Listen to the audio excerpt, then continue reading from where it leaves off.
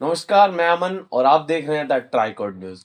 मेरठ में घने कोहरे के चलते हुआ हादसा, नाले में गिरी कार, एक बच्चे की मौत, 6 घायल। मोदीपुरम थाना क्षेत्र के जिटोली गांव के पास देर रात एक बड़ा हादसा हो गया, जहां रिंग सेरेमनी से लौट रहा एक परिवार कोहरे के कारण कार समेत नाले में गिर गया। इस दर्दनाक हादसे में 1.5 साल के मासूम बच्चे की मौत हो गई, जबकि परिवार के 6 अन्य लोग घायल हैं। जानकारी के मुताबिक पल्लवपुरम थाना क्षेत्र के एकता नगर स्थित हरिश्याम वाटिका में रिश्तेदार की रिंग सेरेमनी में शामिल होकर परिवार कार से दोराला लौट रहा था। रात करीब 10 बजे जिटोली सीएनजी पंप के पीछे नाले पर बनी पुलिया से गुजरते समय सामने से एक अन्य कार आ गई। घना कोहरा होने के कारण चालक कार को नियंत्रित नहीं कर सका और गाड़ी सीधे पुलिया से नीचे नाले में जा गिरी। हादसे के दौरान 1.5 साल का बच्चा कार की खिड़की से बाहर निकलकर पानी के तेज बहाव में बह गया। कार से बाहर निकले जाने के बाद जब बच्चे का पता नहीं चला तो मौके पर चीख पुकार मच गई।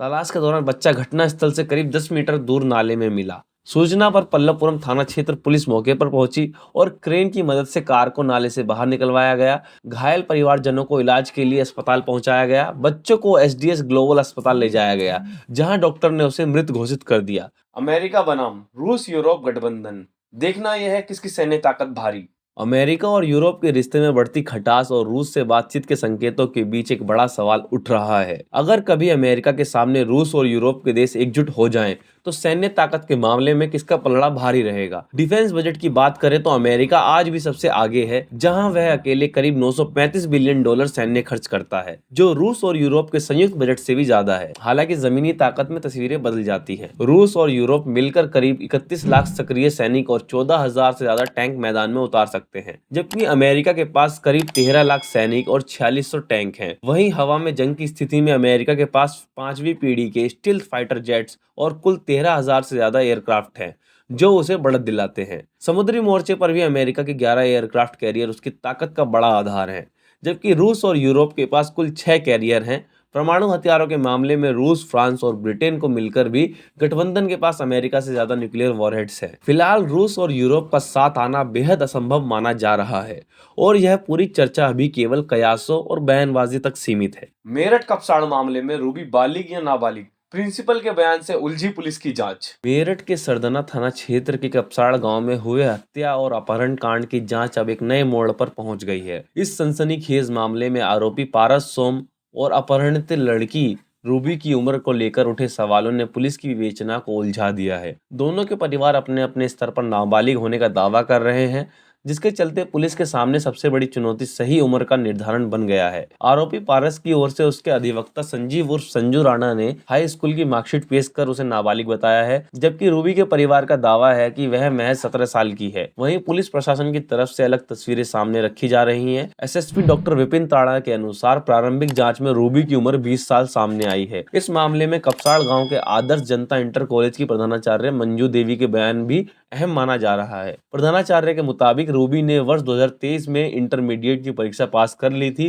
पुलिस इसे भी उम्र निर्धारण से जोड़कर देख रही है। वहीं पारस के अधिवक्ता ने दावा किया है कि वह रूबी को बालिग और पारस को नाबालिग साबित करने के लिए ठोस दस्तावेज पेश करेंगे। फिलहाल पुलिस की अब तक की विवेचना में रूबी को नाबालिग और पारस को बालिग मानते हुए जांच आगे बढ़ाई जा रही है। हालांकि दोनों पक्षों की ओर से लगातार नए सबूत सामने आने के कारण मामला और उलझता जा रहा है।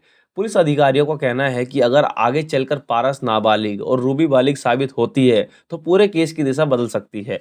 इस बीच जेल में बंद पारस सोम की मानसिक स्थिति को लेकर भी जांच तेज कर दी गई है। पुलिस को शक है कि पारस के एक झोला छाप दोस्त की इस पूरे मामले में अहम भूमिका हो सकती है। विवेचक सीओ सरधना आशुतोष कुमार के अनुसार पारस ने गिरफ्तारी से पहले अपना झोला छाप दोस्त को फोन कर गाँव के माहौल की जानकारी ली थी। इसी आधार पर पुलिस ने सर्विलांस के जरिए पारस को गिरफ्तार किया था। अब पुलिस इस एंगल से भी जांच कर रही है कि कहीं झोला छाप इस पूरी साजिश का हिस्सा तो नहीं था। मशहूर पंजाबी और बॉलीवुड सिंगर बी प्राक को लॉरेंस गैंग की धमकी, रंगदारी में मांगे 10 करोड़ रुपए। देश के मशहूर बॉलीवुड और पंजाबी सिंगर बी प्राक को कुख्यात लॉरेंस बिश्नोई गैंग की ओर से जान से मारने की धमकी मिली है। गैंग ने बी प्राक से 10 करोड़ रुपए की रंगदारी मांगी है। यह धमकी सीधे बी प्राक को नहीं बल्कि उनके करीबी साथी पंजाबी सिंगर दिलनूर को कॉल करके दी गई। कॉल करने वाले ने 1 हफ्ते के भीतर पैसे देने की चेतावनी दी है। नहीं तो गंभीर नतीजे भुगतने की धमकी दी है। इस मामले को लेकर मोहाली में शिकायत दर्ज कराई गई है। दिलनूर के अनुसार धमकी देने वाले कॉलर ने अपना नाम आरजू बिश्नोई बताया और कहा कि बी प्राक तक यह संदेश पहुंचा दिया जाए कि अगर 10 करोड़ रुपए नहीं दिए गए तो उन्हें मिट्टी में मिला दिया जाएगा। शिकायत में बताया गया है कि 5 जनवरी को दिलनूर को एक विदेशी नंबर से 2 मिस कॉल आए थे, जिन्हें उन्होंने नजरअंदाज कर दिया। इसके अगले दिन एक अन्य विदेशी नंबर से कॉल आया। बातचीत संदिग्ध लगने पर कॉल काट दिया गया, जिसके तुरंत बाद एक वॉइस मैसेज भेजा गया जिसमें फिरौती की मांग और धमकी दी गई। गौरतलब है कि लॉरेंस बिश्नोई एक कुख्यात गैंगस्टर है जो फिलहाल जेल में बंद है और वहीं से अपने नेटवर्क को ऑपरेट करता है। पंजाबी सिंगर सिद्धू मूसेवाला की हत्या के मामले में लॉरेंस बिश्नोई का नाम सामने आ चुका है। पुलिस ने मामला दर्ज कर जांच शुरू कर दी है और कॉल की तकनीकी जांच की जा रही है। 3 दशकों बाद नगर निगम में बीजेपी की बड़ी जीत, उद्धव ठाकरे का मुंबई से सियासी सफाया। महाराष्ट्र नगर निगम चुनाव परिणामों में बीजेपी के नेतृत्व वाले महायुति गठबंधन ने 2869 में से लगभग 1425 सीटें जीतकर शानदार बढ़त बनाई है, जिससे राज्य का शहरी राजनीतिक नक्शा बदलता दिखाई दे रहा है। बीजेपी अकेले ही सबसे बड़ी पार्टी के रूप में उभरी है, जबकि उसके सहयोगी एकनाथ शिंदे गुट की शिवसेना ने लगभग 394 सीटें हासिल की है। सबसे अहम ब्रह्म मुंबई महानगर पालिका यानी बीएमसी में महायुति के लिए एक ऐतिहासिक जीत है। यहाँ 227 सदस्यीय निकाय में महायुति गठबंधन 118 से अधिक सीटों पर आगे चल रहा है और बहुमत पार कर चुका है।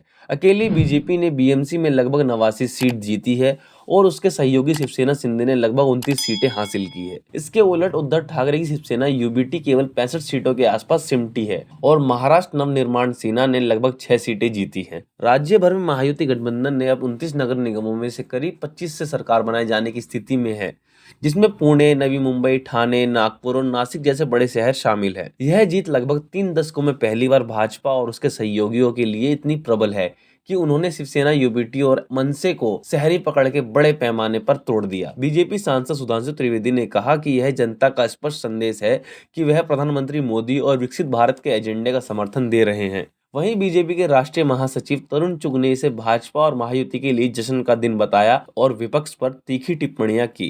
कुल मिलाकर यह चुनाव उद्धव ठाकरे और राज ठाकरे दोनों के लिए बड़ा झटका माना जा रहा है, क्योंकि पहले मुख्यमंत्री पद से हार, फिर बीएमसी पर पकड़ कमजोर और अब नगर निगम में भी हार ने उनकी शहरी राजनीतिक पकड़ को काफी चुनौती दी है। ये थी आज की कुछ मुख्य खबरें। ऐसी ही खबरें जानने के लिए हमारे चैनल को लाइक करें, कमेंट करें और सब्सक्राइब करें।